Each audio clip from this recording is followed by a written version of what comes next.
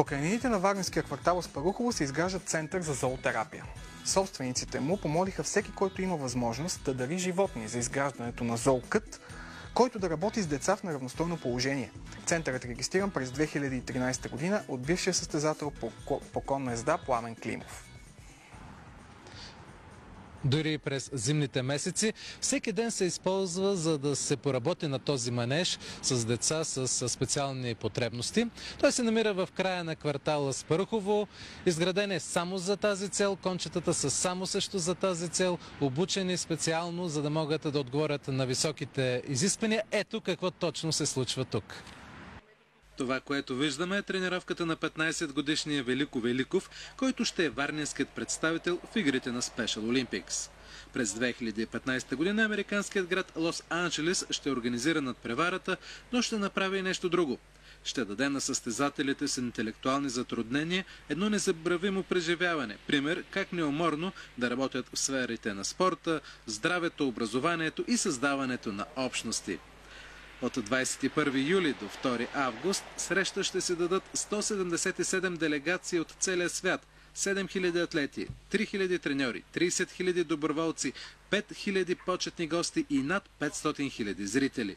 Велико е един от 23-мата атлети, които ще представят България в 10 вида спорт. Поканиха ни от ресурсния център да вземем участие в Special Olympics и ни посочиха този треньор и някъде от октомври месец започнахме тренировките. Така октомври и ноември, когато времето позволяваше, бяха доста интензивни. През ден, дори някой път всеки ден.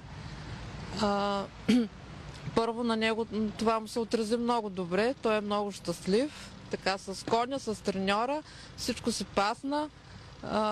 Той има затруднения, освен интелектуални, има гръбначно изкривяване, с моториката не е добре. И тези тренировки, макар и така малко все още ми се струва, но се отразиха много добре. Винаги, когато е хубаво времето, айде да ходим, нали, да приконя, да яздим, да носим ябълки, които най-много те обичат. Ябълки, моркови, те са захарчета, бучките захарчета. И много обича конете. Много е фен на животните. Много обича. И зато всеки ден, когато е свободен от училище, има свободно време и се желае да ходи. Пламен Климов работи с Велико от няколко месеца, а основава Центъра за рехабилитация посредством хипотерапия, терапевтична езда и зоотерапия преди около година и половина. Зад всичко това обаче стои 12 годишен опит в Германия и кариера на състезател по конен спорт преди това. Това с най-общи приказки е взаимодействието между човека и коня и на чисто, да речем, ниво двигателно-опорно, пресъздавайки движенията на коня, преминавайки през гръбначния стълб на човека, помагат за раздвижване на всяка група мускули. Напълно безболезнено и неосъзнателно дори от самия човек, той раздвижва и оросява всяка група мускули. Не е случайно. Хипотерапията е с невероятни резултати в детската церебрална парализа и в много други. Центъра предлага разнообразни възможности, съобразени с нуждите на посещаващите го деца и младежи. Основните цели са да се увеличи осъзнаването на тялото, преценка и умения, внимание, анализиране на причината и следствието, моторната координация и пространственото мислене в ранна възраст. Все още проекта, който сме си поставили за цел и каузата, която следваме, за тази цел е учредена и фундация с името Създаване на Център за рехабилитация посредством хипотерапия, терапевтична езда и зоотерапия. Сме все още подвластни на времето. В топлите дни работим с ресурсен център Варна. Там са деца с специални потребности, около 600 на брой. В непосредствена близост е и училището за слепи деца, където също са 118 деца. Така че може да се каже, че ние обслужваме бройка между 600 и 700 деца при тяхно желание и при техен интерес. Свели сме таксата за хипотерапия месечно до символична сума. Тя е на стойност от 10 лева за 4 посещения.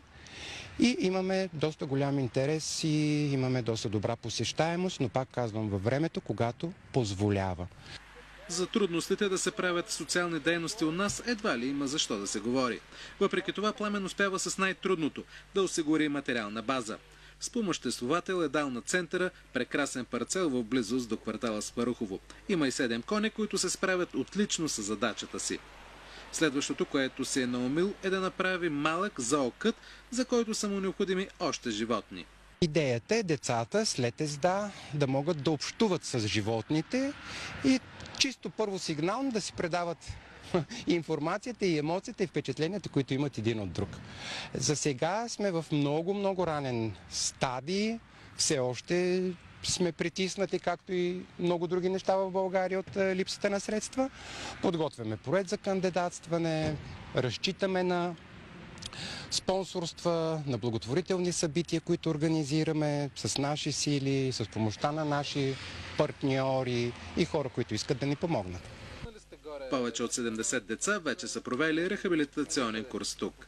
Истинското търсене на подобен продукт ще се проличи в по-топлите месеци. Пламен и конете му са готови и за по-големи натоварвания, а голямата им награда се остава състоянието на курсистите след тренировка. Как се чувстваш сега след тренировката? Много по-добре. Ново конче днеска язди. Послушно ли? Много послушно. Направо аз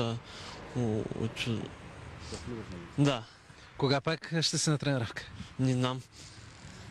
Искаш да е скоро, сигурно? Да, много скоро. Добре, благодаря ти.